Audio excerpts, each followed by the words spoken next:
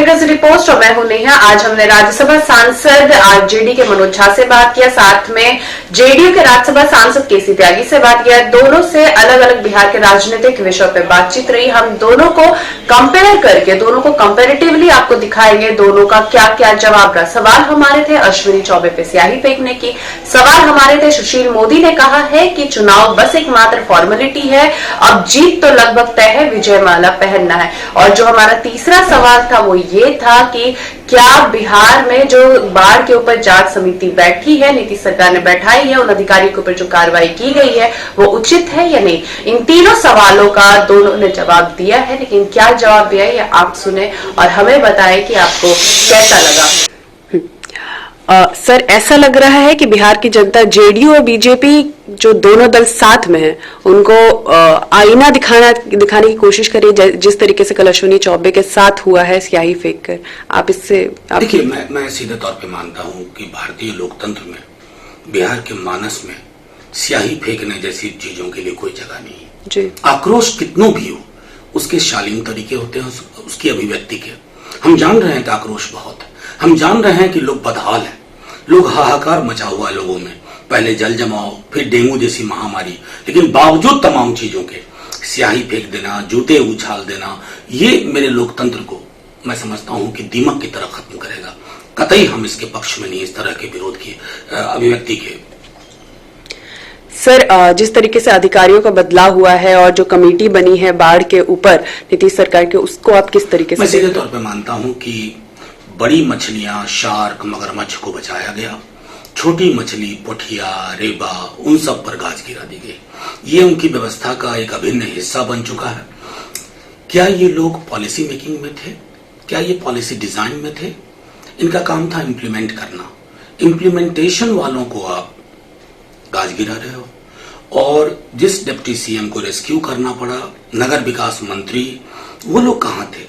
खर्राटे भर के सो रही सरकार जब सवालों के घेरे में आती है ना, तो ऐसे निर्णय लेती है, ये कतई उचित नहीं है। सर, जिस डिप्टी सीएम की आप बात कर रहे हैं, उन्होंने दावे से कहा है कि हम चुनाव पहले ही जीत चुके हैं, बस अब माला पहनने की देर। मैं तो इतना ही कहूंगा कि सुशील मोदी जी, इतना अहंकार अगर आपको हो ना, तो आपको विपक्ष की जरूरत नहीं है। ये अहंकार आपको चाट जाएगा, खत्म कर जाएगा। हमने बड़े बड़े सूरमाओं के गरूर और अहंकार को जमींदोज होता देखा है।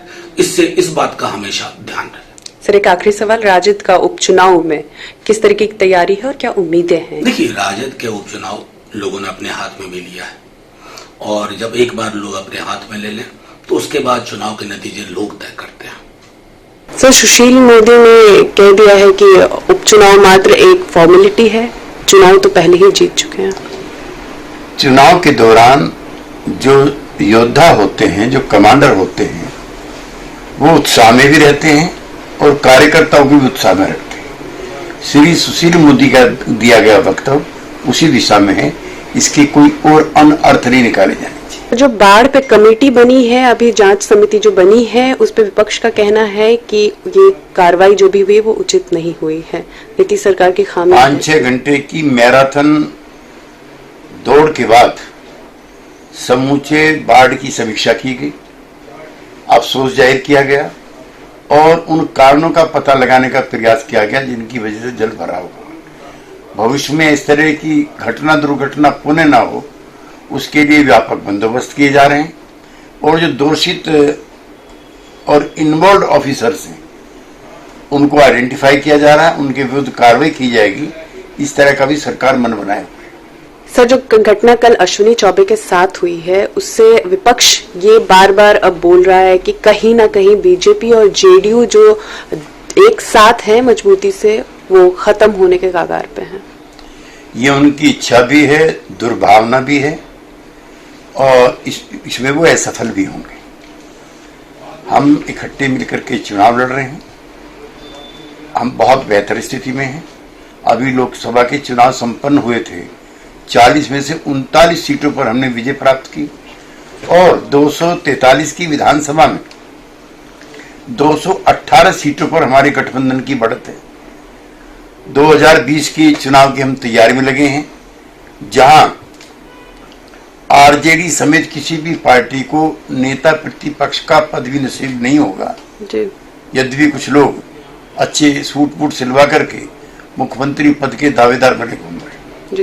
ये दोनों ही सांसदों के सवाल और दोनों ही सांसदों के सवाल और जवाब थे। दोनों ही सांसदों ने अपने अपने ओपिनियन को आपके सामने रखा। उम्मीद है आपको ये पसंद आई होगी और आप इसको खूब सारा लाइक करेंगे, शेयर करेंगे और हमारे चैनल को सब्सक्राइब करना बिल्कुल नहीं भूलेंगे। नमस्कार, आप देख रहे हैं city post.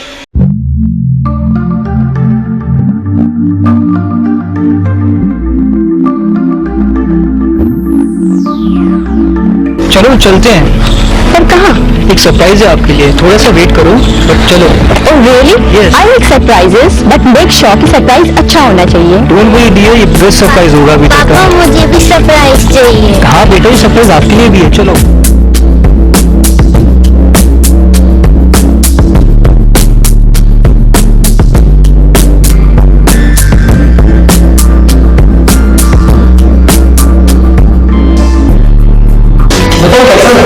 It's so beautiful, amazing.